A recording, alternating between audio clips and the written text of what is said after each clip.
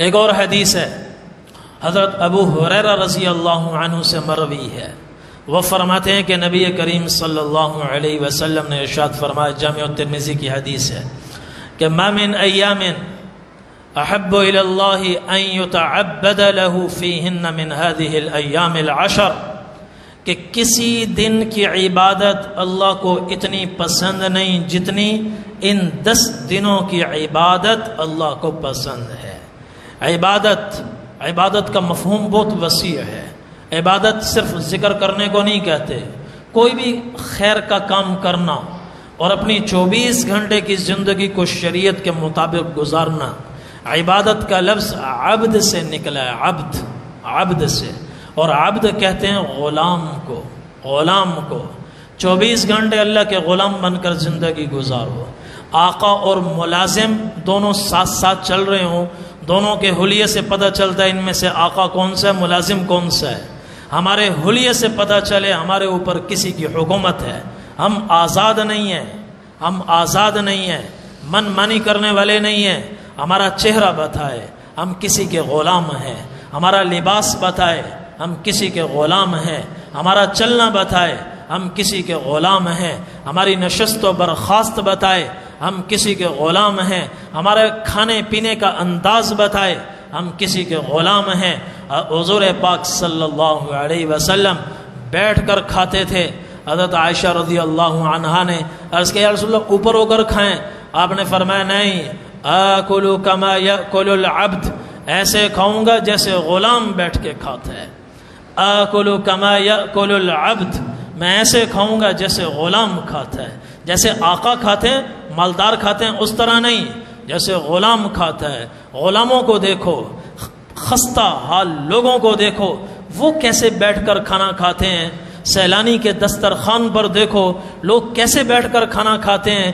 امیروں کا کھانے کا انداز قابل تقلید نہیں ہے، غریبوں کے کھانے کا انداز وہ قابل اتباع ہے، وہ قابل تقلید ہے۔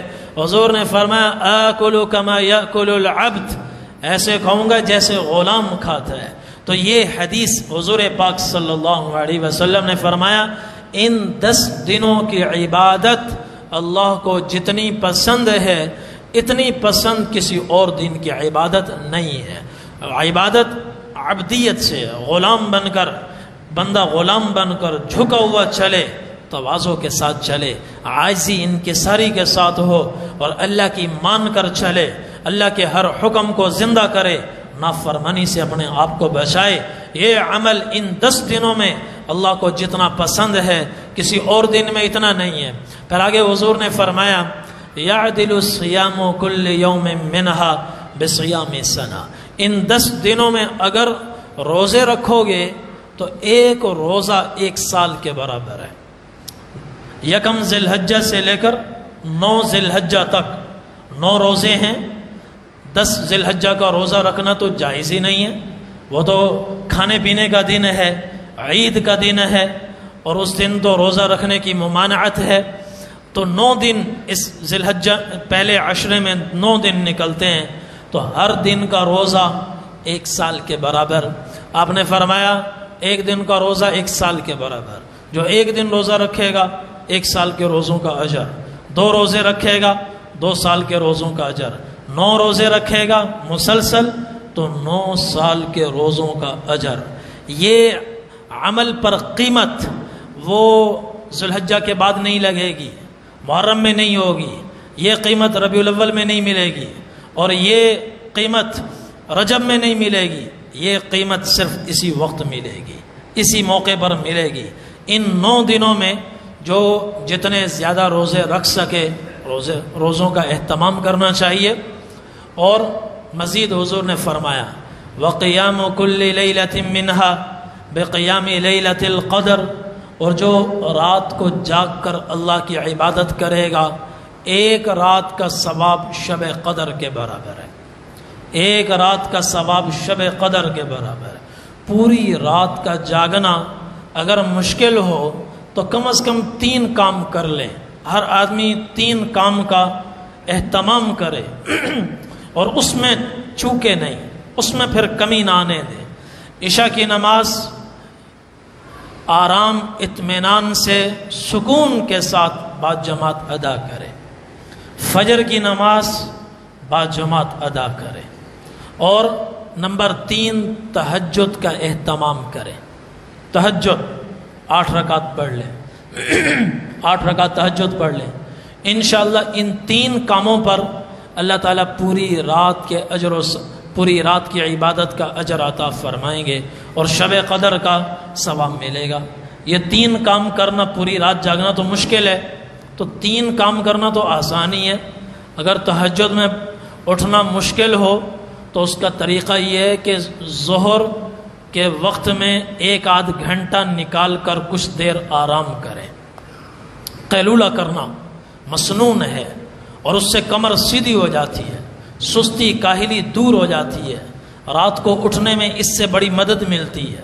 اور ہمارا حال یہ ہے، ہم صبح 10 بجے اٹھتے ہیں تو دوپہر کو نیند ہی نہیں آتی، اور رات کو پھر 12 بجے 1 بجے تک جاگتے رہتے ہیں۔ تو 1 بجے جو سوئے گا وہ تو صبح تہجد میں نہیں اٹھ سکتا۔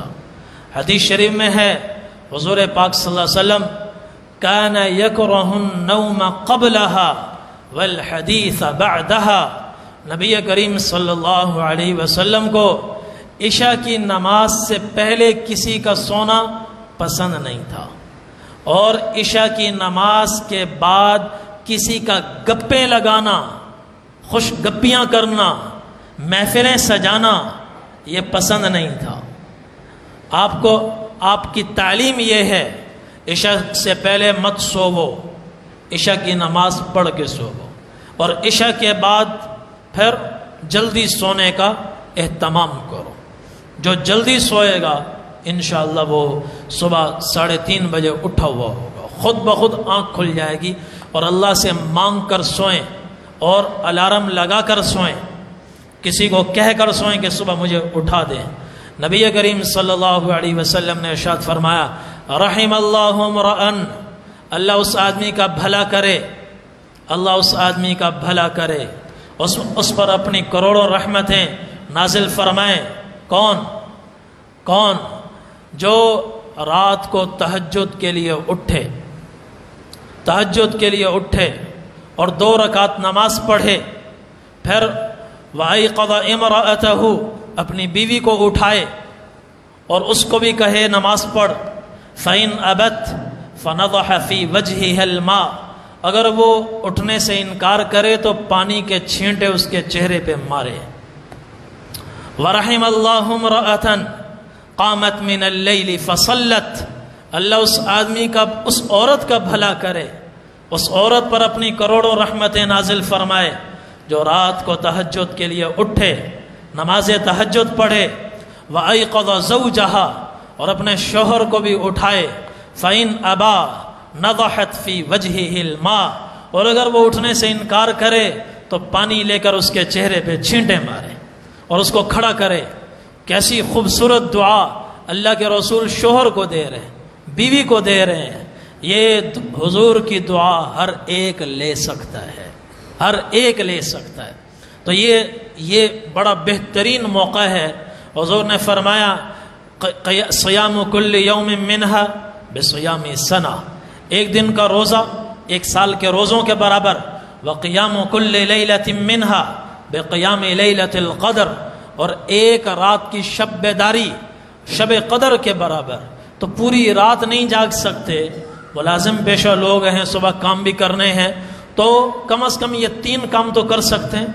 عشاء کی نماز باجماعت، فجر کی نماز باجماعت، درمیان میں تہجد کی نماز 8 رکعت پڑھیں، 8 نہیں پڑھ سکتے 6 پڑھیں، 6 نہیں پڑھ سکتے 4 پڑھیں، 4 نہیں پڑھ سکتے 2 رکعت پڑھیں، 4 بجے اٹھ جائیں، انشاءاللہ وضو کر کے تہجد کچھ نہ کچھ نماز پڑھی جا سکتی ہے۔ دعائیں اس موقع پر قبول ہوتی ہیں۔